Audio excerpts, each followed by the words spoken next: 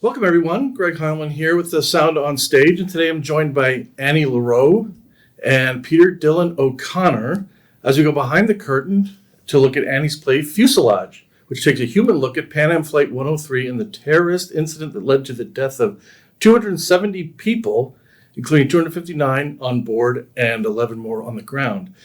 Annie's play is coming to the Cynthia Sears studio at Bainbridge Performing Arts on Thursday, April 10th at 7:30, in a special fundraising event as part of her goal of taking the play to the Edinburgh Fringe Festival in August in Scotland.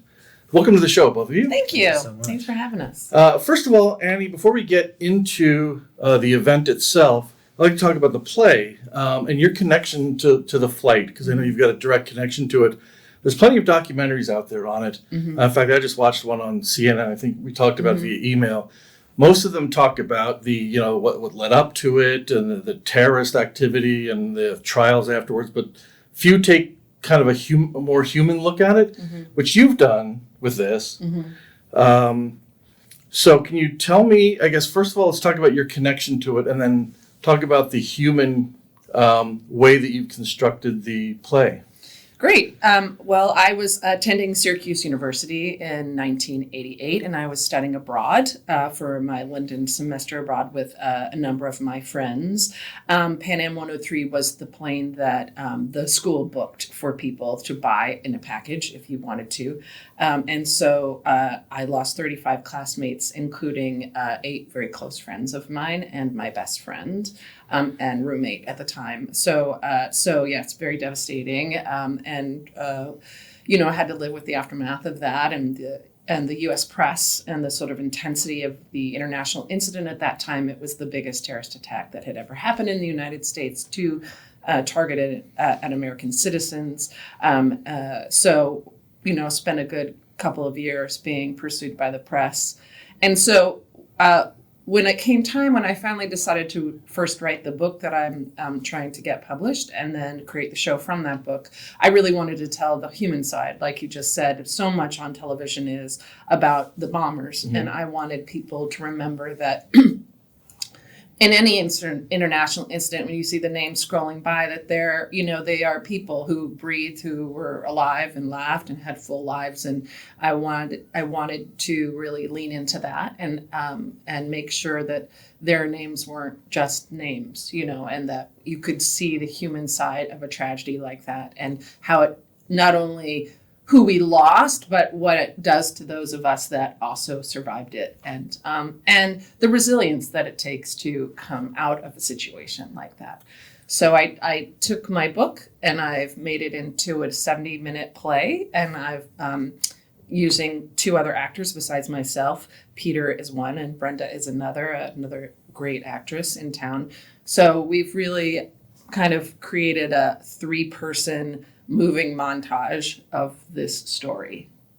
And on that, so it's directed by Michaela Milburn. How collaborative was it between the 3 of you as actors and Michaela to build the play together? It's been very collaborative, and I needed it to be that way just because I needed other outside eyes on the piece. I'm so close to it. So it's been very like throwing things out there, trying things out, editing the script together. We've really just we're in rehearsals right now. So we've just kind of finally we've staged it all. We've done all of that collaborative work. We have 2 incredible designers on board too, Rob Whitmer and Aaron Buman, doing projections and lights and sound. And so there's a lot of footage, as you can imagine. So we're incorporating some of that, some pictures and things that I had of them and the people that we're portraying at times.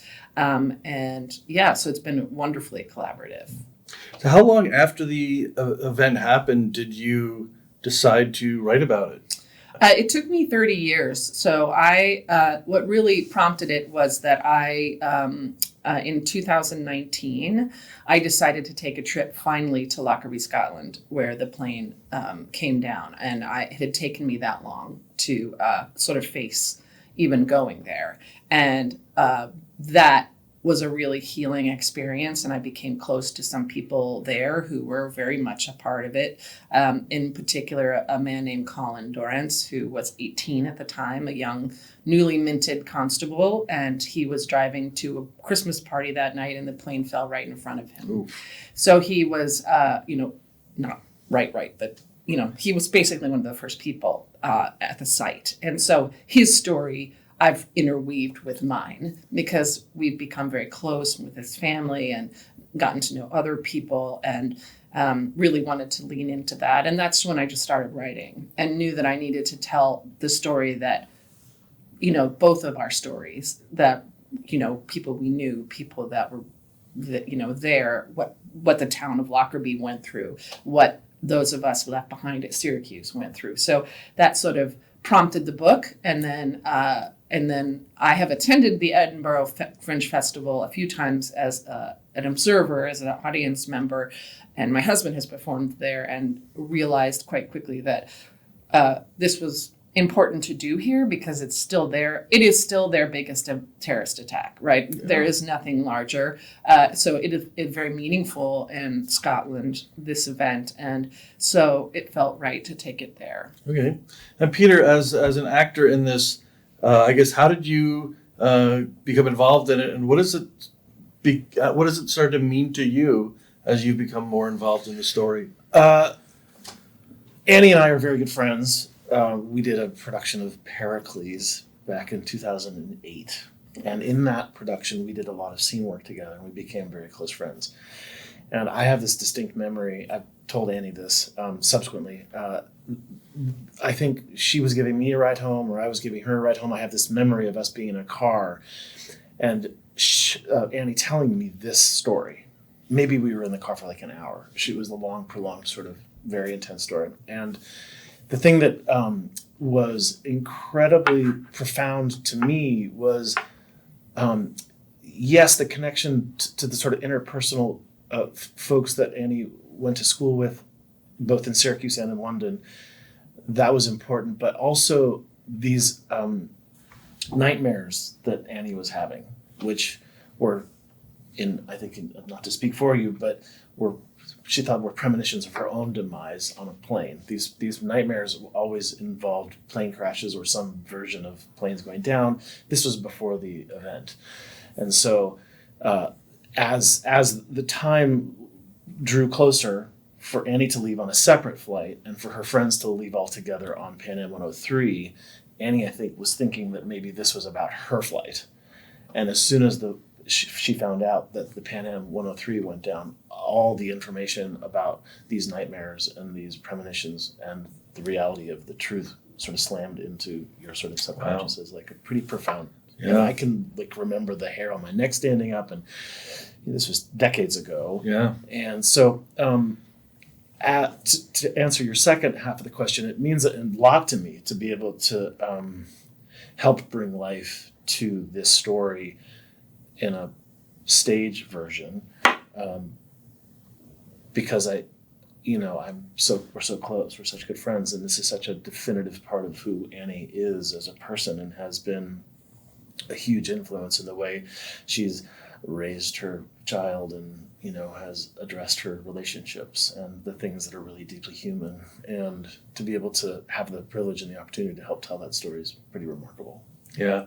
There's got to be so much that, and I guess you cover it in the play, I imagine, between the mourning for your friends and probably, I imagine, a good deal of survivor's guilt and things like that. So yeah, I really, as I think anyone could probably imagine, I spiraled, as many of us did, after I had to go back to an apartment in which my roommate was gone, and live with the memory of her in that space. I had to go back to a theater department in which everyone was used to seeing me with my friend Theo, and then I'm being the source of their grief, because when they look at me, they don't see her. And so I became, and then the sort of pursuit of the press. So I spiraled, and we do tell that story. We tell the sort of spiral that I went down. Grief and the guilt, but the guilt that I had these weird nightmares and that I didn't I didn't understand them enough to stop them from getting on the plane. You tell yourself that, you think, because, this is not something that I have like regularly, premonitions aren't a part of my life, but they were then. And then they, and so there was just a lot of self beating myself up about it. And what it took for me to kind of pull myself out of that and start to heal. So that is also a lot about what we're trying to tell is that. Was the writing cathartic? Did that help in the healing process, or was it, or were you pretty much? I mean, I definitely had done a lot of therapy and a lot of things over the years, but I think there's always, I like to say, someone once told me that grief is like, it's like navigating over a lake. It's always as deep. It just, you can get across the lake faster. So it's always part of me, this grief. And it's even come up in rehearsals where we've acted out a scene that I've written, and I have been, I get very emotional and I have to work through that. There were times when writing the book that were very difficult for me. And it wasn't even so much about writing about the actual bombing. It was actually really being honest about the dark places that I took myself after that I haven't really shared with people that much. So it was that sort of laying bare of the self-destruction that I partook in and allowed to happen to me, and the healing of that. That was really hard and emotional, but also cathartic to just own it and rise out, kind of talk about how I got out of it.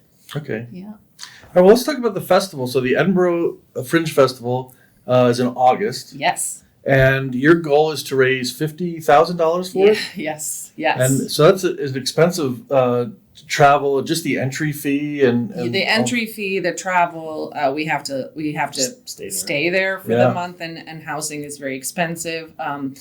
The press, the way that Edinburgh Fringe Fest works is that if you're at one of the prestigious venues, which we've been lucky enough to be invited to, you have to give them upfront money. So you have to give basically a guarantee, and then anything past that guarantee, then, of ticket sales, but you have to give them the money first. So it's a huge chunk of money. And I was very passionate about, we're older. We didn't want to do the sort of 20-year-old version of the Edinburgh Fringe, which is you get a back room in a pub somewhere and we wanted a producer on the ground. Sure. So, and it's a 140 seat theater, so we're having to try to fill it every day, and we're performing every day of the festival. So, we're undertaking a big fundraiser. So far, we've raised about $13,000, about almost, but we're still working it and asking people to help us out if they can. Okay. Yeah. Well, one way to do that, people can come out on April 10th at 7:30 on Bainbridge Island, Bainbridge Performing Arts, and see your show. Yes. At the Cynthia Sears Studio, which is a great little venue. I saw the play Outside Mullingar there a few months ago, which was great in a little intimate setting.